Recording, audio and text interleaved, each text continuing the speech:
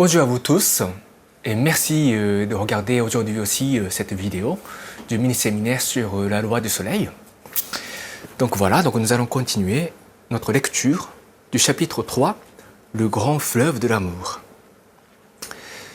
Nous avons étudié des sujets extrêmement importants, à savoir l'amour qui donne et les étapes progressives de l'amour.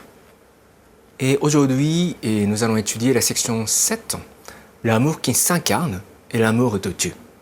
Donc il s'agit de la 4e étape dans la théorie des étapes progressives de l'amour. C'est vraiment dans le domaine de Dieu, donc de sorte qu'il n'est pas évident d'ajouter un certain commentaire, mais j'essaie de dire quelque chose pour vous aider à mieux comprendre ou à mieux sentir ce qu'est l'amour qui s'incarne et l'amour de Dieu. Ok, allons-y. L'amour qui s'incarne, c'est l'amour d'un être dont la seule présence au monde ou bien un simple passage dans votre vie suffit pour dissiper vos illusions, provoquer un changement radical de l'existence et vous inviter vers le monde de l'illumination. Un amour qui illumine le monde et allume le feu de l'espoir pour l'humanité, du seul fait de son incarnation terrestre à une époque donnée. Ce n'est pas par ses actes d'amour qu'on mesure son amour. Ce n'est pas dans ses mots enchanteurs qu'on perçoit son amour. Ce n'est pas sa gentillesse qui laisse entrevoir le degré de son amour. Son existence au monde manifeste l'amour et son être personnifie l'amour lui-même. Nous qualifions un tel être de maître de l'amour qui s'incarne. De tels êtres resplendissants ont certainement existé au cours de l'histoire de l'humanité. Si l'amour qui pardonne est le fait de religieux de grande vertu, cet amour qui s'incarne relève de géants dans l'histoire de l'humanité, constituant à la fois la lumière de ce monde et l'esprit de leur époque. Maintenant, je suppose que vous avez pu deviner quel niveau spirituel correspond à ce stade de l'amour. Oui, c'est l'amour du royaume des Tathagata à 8 dimensions. Ok, donc l'amour qui s'incarne appartient au royaume des Tathagata aux 8 dimensions. On a étudié dans le chapitre 2 la population résidant dans chaque espace dimensionnel et on a vu que parmi quelques 55 milliards d'âmes résidant dans le monde spirituel de notre planète Terre, il n'y a que 10 esprits dans le monde à 9 dimensions et 500 esprits environ dans le monde à 8 dimensions et un peu moins de 20 000 esprits dans le monde à 7 dimensions. Donc à partir du monde des anges, la population est considérablement réduite. Donc il n'y a que 500 grands esprits qu'on appelle aussi Tathagata ou des archanges ou des grands anges qui résident dans le monde à 8 dimensions, qui parviennent à incarner totalement cet amour qui s'incarne.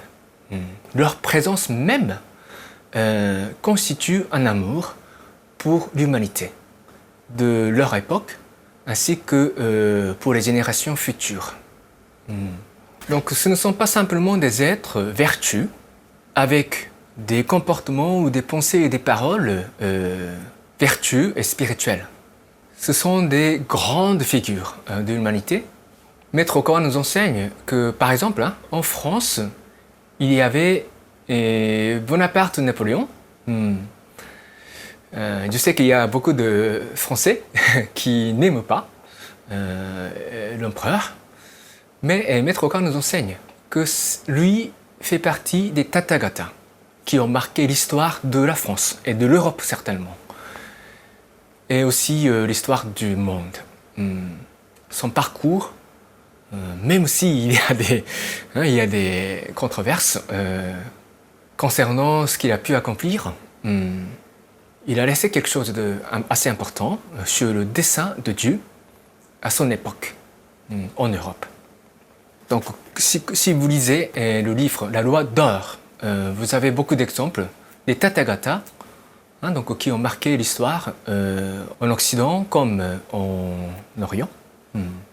Maître Okawa nous enseigne également que, en dehors de ce qu'il a écrit dans ce livre, La Loi de Soleil, que l'amour qui s'incarne n'est pas quelque chose qu'on peut parvenir à pratiquer grâce à nos efforts personnels. À un certain stade de notre entraînement spirituel, on devient l'amour qui s'incarne pour nos compatriotes. On ne peut pas vraiment chercher à pratiquer l'amour qui s'incarne. Donc, en quelque sorte, c'est nos compatriotes qui décident que certains êtres incarnent l'amour qui s'incarne. Mais bien sûr, on a besoin de s'améliorer à l'infini pour pouvoir incarner la volonté divine dans notre vie terrestre, pour être qualifié du maître de l'amour qui s'incarne. Mais au-delà d'une certaine limite, ce sera nos compatriotes qui vont voir si nous incarnons vraiment cet amour qui s'incarne. Voilà. Parce que ce n'est pas parce que moi j'ai fait quelque ça ou ça ou ça que je suis maintenant la représentation de l'amour qui s'incarne. Parfois, les Tathagata n'ont pas été reconnus par leurs compatriotes à leur époque, de leur vivant. C'est après leur passage dans le monde céleste que les gens commencent à reconnaître la valeur de la présence de ces êtres. C'est aussi possible. Jésus-Christ a été tué comme pécheur. Ça veut dire que la présence de Jésus-Christ n'a pas été reconnue comme le représentant divin par ses compatriotes. Ça c'est sûr certain, parce que si on le considérait comme le représentant divin, on ne peut pas le tuer. Et c'était pas seulement Jésus-Christ, il y a d'autres grands esprits qui n'ont pas été reconnus de leur vivant. Donc pour l'instant, il suffit simplement de retenir qu'il y a 4 étapes dans les étapes progressives de l'amour qui donne. Okay? C'est comme ça qu'on progresse dans l'amour. D'abord, il y a l'amour qui aime. Donc l'amour qui donne la plus naturelle et la plus basique. C'est-à-dire l'amour qui aime son prochain. L'amour de son prochain. Ensuite, il y a l'amour qui instruit. L'amour qui guide. L'amour qui enseigne. Okay? Donc nous avons besoin de cultiver une certaine maîtrise de certaines connaissances ou technologies dans un certain domaine spécifique pour pouvoir ensuite guider les autres. Et ensuite, il y a l'amour qui pardonne. Il s'agit d'un amour spirituel qui dépasse la dualité du bien et du mal propre à ce monde terrestre. Quand on connaît un saut qualitatif au niveau de notre esprit vers le monde de l'amour absolu de Dieu, que nous parvenons petit à petit à exprimer l'amour qui pardonne. Et au-delà, il y a l'amour qui s'incarne. Donc c'est l'amour en tant que représentant de Dieu dans certains domaines spécifiques. Donc on peut comprendre comme ça. C'est un grand chemin du progrès. Et c'est un des enseignements les plus centraux du Seigneur El Kantari. Donc, apprenez cet enseignement par cœur déjà. Okay?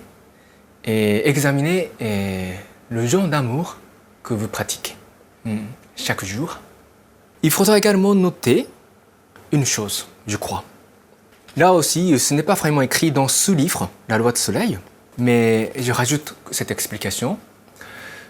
Ce n'est pas parce que vous êtes un ange de lumière que vous êtes capable de pratiquer l'amour qui pardonne. Quel que soit notre degré ou notre statut spirituel, nous pouvons pratiquer ces 4 étapes de l'amour à notre niveau. Ça, c'est un autre angle. On peut être l'amour qui s'incarne dans notre famille, par exemple. Dans le cercle de notre famille, notre présence peut constituer un amour en soi. Nous pouvons pratiquer l'amour qui pardonne à notre prochain aussi. La relation entre le statut spirituel et le genre d'amour qu'on incarne, c'est de savoir si le centre de l'amour que nous donnons aux autres appartient à certains degrés. On pratique principalement l'amour qui instruit. À ce moment-là, on est probablement habitant de l'espace à 6 dimensions. Si notre centre d'intérêt, c'est l'amour qui pardonne, pas seulement au niveau superficiel, pas seulement temporairement, c'est-à-dire seulement à un moment donné, mais à travers toute notre existence, si le centre de notre intérêt était de pardonner aux autres, à ce moment-là, on peut dire qu'on est un ange de lumière appartenant à l'espace à cette dimension. Donc c'est comme ça. Donc ce n'est pas seulement lorsque notre statut spirituel appartient à l'espace à cette dimension que nous pouvons pratiquer l'amour qui pardonne. Ce n'est pas comme ça. Donc chaque être humain, il y a la possibilité de pratiquer les 4 étapes de l'amour. Maître Okawa nous a enseigné dans une autre conférence que plus on vieillit, plus on doit faire les efforts pour avoir l'état de l'esprit qui nous permet de pratiquer l'amour qui s'incarne. Avec de plus en plus d'expérience en tant qu'être humain, nous avons besoin d'incarner l'amour qui pardonne et l'amour qui s'incarne dans le cercle de notre existence. Quand on est enfant, on ne peut pas vraiment pratiquer l'amour qui donne. Les enfants reçoivent l'amour de leurs parents, donc c'est inévitable, c'est toujours comme ça. Mais à un moment donné de la vie, on a besoin de s'éveiller à l'amour qui donne, à l'importance de l'amour qui donne. Et ça commence toujours par la gratitude. On devient conscient du fait de la quantité d'amour qu'on a reçu jusqu'ici. Et on verse des larmes de repentir et décide de faire quelque chose en retour pour la société. Donc le premier pas, c'est l'amour qui aime. Ok? L'amour qui aime. L'amour qui aime, c'est un petit peu l'amour qui remercie aussi. L'amour qui remercie. Pouvoir dire merci. Ça commence toujours par ça. Quand on est incapable de dire merci, et quand on est incapable de ressentir ce qu'on reçoit, on n'arrive jamais à pratiquer l'amour qui donne. Ok? Alors, et ensuite, on devient de plus en plus spécialiste dans certains domaines, de sorte qu'on deviendra obligé de guider les autres. Donc, on aura besoin de pratiquer l'amour qui instruit. Plus on devient expérimenté dans un certain domaine, notre aptitude de voir les défauts chez les autres accroît en même temps. Et ça, c'est inévitable aussi. Donc, d'autres efforts spirituels deviendront nécessaires en tant qu'être humain pour pouvoir pardonner. Comprendre les défauts chez les autres, chez ceux que nous devons guider. Donc, sans être conscient de cet aspect, on devient de plus en plus, agressif, en quelque sorte. On est compétent, mais on risque de devenir agressif, sans pouvoir pardonner. Et vers la fin de notre existence terrestre, on a besoin de viser l'état dans lequel notre seule présence constitue un amour pour nos enfants, nos petits-enfants. Voilà. Donc c'est également le cycle de notre vie qui est exprimé par cette théorie des étapes progressives de l'amour. Ok? Alors donc je continue. Il existe évidemment un amour appartenant au monde à 4 dimensions. Il s'agit de l'amour instinctif. Il conduit tantôt à l'enfer, tantôt au royaume féerique selon sa direction. Mais du moins, il ne peut constituer l'objet de notre discipline. Voilà, donc l'amour instinctif. On n'a pas besoin de faire des efforts pour pratiquer l'amour instinctif. L'amour animal, en quelque sorte. Donc en d'autres termes, c'est l'amour qui prend. Donc notre discipline spirituelle en tant qu'humain, ça commence toujours par pratiquer l'amour qui donne. Okay? Donc l'amour qui donne, c'est déjà l'opposé de l'amour instinctif. Parce qu'instinctivement, dans le corps humain, nous les êtres humains, on a toujours envie d'être aimés. On a toujours envie de prendre de l'amour des autres. Voilà. Donc s'éveiller à notre nature véritable en tant qu'esprit signifie s'éveiller à l'amour qui donne. Et ça commence par l'amour qui aime. Je continue la lecture. L'étape suprême de l'amour pour l'humanité de la Terre est celui de l'espace à 9 dimensions. Il s'agit de l'amour d'une incarnation divine ou amour des sauveurs. Je ne vous recommande pas de vous fixer ce stade d'amour comme cible d'entraînement spirituel, car il est réservé à ceux élus par Dieu ou par Bouddha pour être son instrument ou son ultime représentant. Un faux guide religieux qui essayerait de prêcher l'amour des sauveurs ne se retrouverait pas dans le royaume cosmique à 9 dimensions après sa mort, mais dans l'enfer sans intervalle, situé au fond du royaume de l'enfer à 4 dimensions. Car dans le monde réel, divulguer de faux messages de Dieu équivaut au plus abominable des crimes, bien pire qu'un meurtre ou qu'un larcin. Cet acte corrompt l'âme éternelle, bien plus précieuse que la vie terrestre d'une personne. Voilà, donc l'amour de Dieu. Et c'est aussi la mise en garde pour les chefs religieux. Il y a eu d'innombrables chefs religieux qui ont essayé de prêcher l'amour de Sauveur, mais qui étaient faux et qui ont fini dans l'enfer sans intervalle. Après la Deuxième Guerre mondiale, il y a eu beaucoup de groupes religieux au Japon, suivant l'effondrement de l'autorité de la religion du shintoïsme. Et il y a eu beaucoup de chefs religieux qui ont prêché le faux message de Dieu et ont égaré beaucoup d'esprits. Donc, c'est vraiment toute la difficulté de la foi.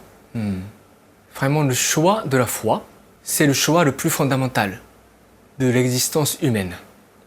Et le mauvais choix de la foi nous conduit dans l'enfer. Et c'est difficile de rectifier notre foi erronée après notre départ de ce monde. Donc, en tant qu'adepte de la véritable religion mondiale, de la puissance du Seigneur Elkantaré, nous avons besoin de faire de notre mieux pour conduire beaucoup de personnes à la foi juste, tout en recherchant nous-mêmes ce qu'est la foi juste. Parce que être membre de la puissance ne garantit pas d'avoir la foi juste. Tout dépend de notre acceptation et notre mise en pratique de ce qu'on perçoit comme la foi. Je répète beaucoup de fois la même chose, là aussi. Il nous faut vraiment de l'humilité, de la modestie, quand on croit être sur la bonne voie de la foi. On ne doit jamais oublier de réfléchir sur nous-mêmes. Et c'est parce que nous examinons constamment nous-mêmes, notre comportement, est-ce que c'est digne de la foi dans le Seigneur Elkantaré ou pas, que nous avons de la puissance pour guider les autres vers la bonne voie de la foi dans le Seigneur Elkantaré. Ok, donc maintenant je propose qu'on récite ensemble la prière à l'Esprit Gardien, l'Esprit Guide, et prendre 2 minutes de contemplation sur ce qu'on a étudié aujourd'hui. Prière à l'esprit gardien et l'esprit guide. Mon esprit gardien, mon esprit guide, au plus profond de mon cœur. Vous êtes ma fontaine de vie, ma lumière d'espérance, ma source de sagesse, mon bouclier de courage. Assiste-moi, je vous prie, dans mon apprentissage quotidien. Polissez mon cœur chaque jour. Donnez-moi chaque jour de bonnes inspirations. Rectifiez le parcours de ma vie. Gardez-moi loin de tous les maux. Guidez-moi chaque jour dans une existence encore meilleure. Je vous remercie sincèrement. Maintenant, redressez votre dos, s'il vous plaît, et fermez vos yeux légèrement, et harmonisez votre respiration. Maintenant, je vous laisse commencer votre contemplation sur tout ce qu'on a dit aujourd'hui, sur l'amour qui s'incarne et les étapes progressives de l'amour. Allez-y.